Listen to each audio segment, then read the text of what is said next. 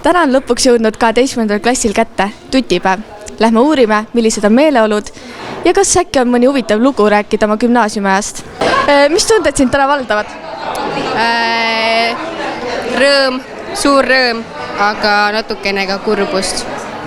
Positiivsed emotsioonid. Väga hea tuju, et ma saan siit koolist lõpetada seda kooli. Ma olen rõõmus selle üle, et 12 aastat on möödas, kool on lõpuks möödas, aga paraku kõige raskem on veel ees. Riigieksamid on tulekul ja loodan, et mul läheb hästi. Väga rõõmsad ja väga positiivsed. Mul on väga tore, et kõik on siia kohal tulnud ja kõik naudivad. Rõõmsad.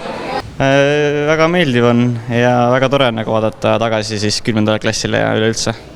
Meeletu rõõm ja lõbu ja hästi tore on lõpetada lõpuks. Täna valdavad mind väga pöörased tunded, sellepärast et täna on viimane päev, täna on viimane tund, ehk siis enam ei saa ühtegi tundi enam veeta koos Innoviga või armastada Taneliga. Väga meeldiv on ja väga tore vaadata tagasi 10. klassile ja üleüldse. Väga meeldiv on ja hästi tore on vaadata tagasi 10. klassile, et hästi lahe. Räägi mõni huvitav lugu oma gümnaasiumiajast. No minu klassijuhataja on Jõgioja, nii et põhimõtteliselt iga päev temaga on siuke huvitav, et keeruline on valida midagi. Et aga väga spetsiifiliselt ei tule . Lugusid huvitavaid on palju, aga siin oleme hästi palju reisidel käinud ja näiteks Roomas ja Londonis ja et kõige huvitavam lood tulevad sealt, aga ei hakka siin väga detailseks minema, ütleme nii.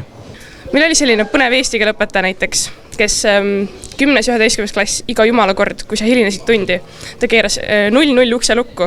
See tähendas seda, et kui sa jõudsid näiteks linnaline bussiga 7:58 kohale, siis sa lihtsalt jooksid väga-väga kiiresti, et sa jõuaksid. Sa jõudsid 0-1 ukse taha ja see uks oli lukus ja siis sa olid lihtsalt nagu pekki küll. Ja see oli iga kord niimoodi, aga 12 klassid oli väga-väga tore ja sümpaatne ja armas ja enam seda lugu ei teinud.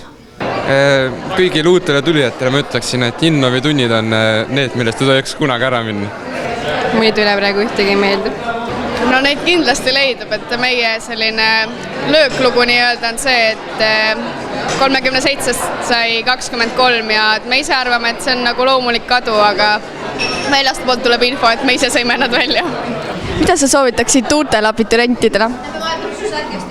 Ärge jätke asju viimasele hetkele, et pigem tehke kohe, näiteks uurimustöö pigem kohe 11. klassis.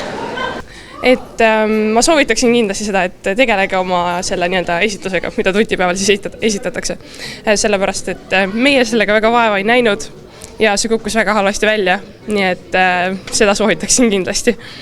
Kindlasti, et tahtejõudu oleks ja et ikka viitsimist ja motivatsiooni ja niimoodi. Et ikka jõudu ja jaksu ja et ei puuduks koolist ja et õpiksid hästi ja raudseid närve. Magada nii palju kui vähegi võimalik, mõnikord tundide arvelt, kui on vaja. Abiturientide meeleolu oli täna positiivne. Kuigi neil ei olnud väga palju lugusid gümnaasiumiajast rääkida, oli neil ikkagi täna tore päev.